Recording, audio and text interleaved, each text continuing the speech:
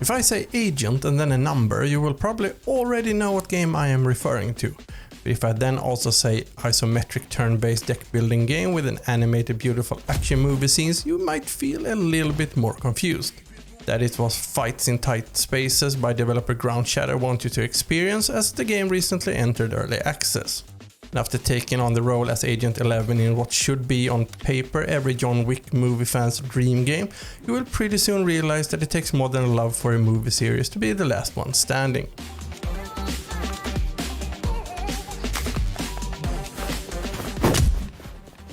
There is no time to waste in the life of an agent, so there is no outstanding introduction or backstory to experience. Instead, you greet your boss in your default fighting position as you discuss the daily challenges of being solely you. If it's because of all your fighting you no longer can lower your arms, hello work accident, or if it's because the developer simply didn't bother to give you a resting stance is never really explained. But off you go with your balanced starter deck to try to bring justice to the fearsome Nordic gang, the Deadhead Biker Gang. Talking about decks, there are 4 decks in the game, but there is only one you can use when you start your playthrough. The balanced deck that combines attack, defense and combo is your starter deck and a great deck to learn how to play the game. Counter-Striker is more of a defense, is the best form of attack, aggressive, focusing heavily on attacks, and the Trickster for the less conventional agents.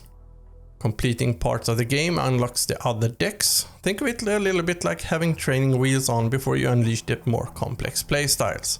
And with 15 cards you land on your first location. Before you enter you can get data like locations, rewards and number of targets. Just know that it's not guaranteed that they all spawn at the same time. So just as you might send the last biker to the ground, 2 more can magically drop from the sky or ceiling to ruin your otherwise perfectly served knuckle sandwich.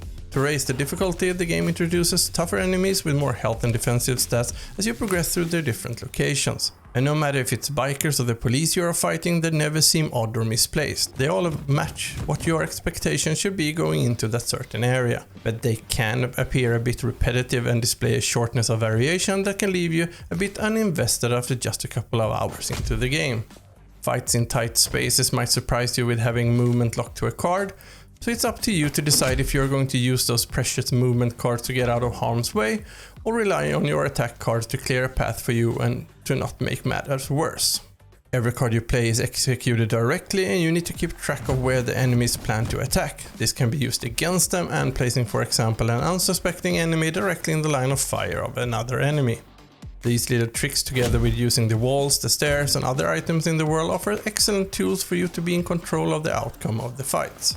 Fights in tight spaces is a roguelite by heart, so if you are new to the genre, it basically means that when you die your progression goes away, but you can keep certain items between playthroughs. So be prepared to get to know the biker gang over and over again. I got myself into some situation of taking down the weaker enemies first and leaving me to dance back and forth with the now lonely tougher enemy for an exceedingly long time before I could continue my journey to the next location. After a successful fight you can of course get more cards, heal up, and actually both fight ninjas and run into sharks. But what really caught my eye and what showcased a little bit of what I was hoping for the game to actually be about is the replay mode. Here you can observe your previous encounters, and if you played well they look really cool. Even though I understand this is how turn-based games work, the action movie lover in me would have hoped for a way to play all my cards for the round and then witness the action unfold between every turn. Fights in tight spaces is an interesting addition to the turn-based genre.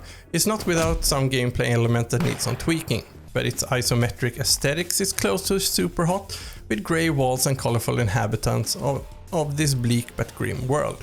And if you ever played Into the Breach, you can also feel a kind of resemblance to this game. The music is there in the background and adds to that feeling of the excellent old action movies, even if the soundtrack can get a bit repetitive after a couple of hours of gameplay.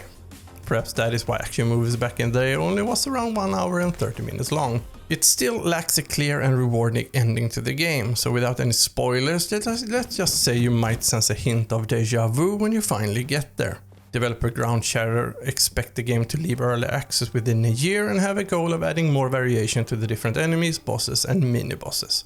And I think that is a good thing for them to focus on, because no matter how many hours of gameplay you get for that €20 you pay for the game, the key to making the game excellent is to offer more variation to the gameplay experience for the player. Otherwise people lose interest, since immersion and presence is the challenge to feel in this game, and without those and a lack of character to relate to, the goals and rewards in this game need to carry all the weight and have to be exciting and interesting.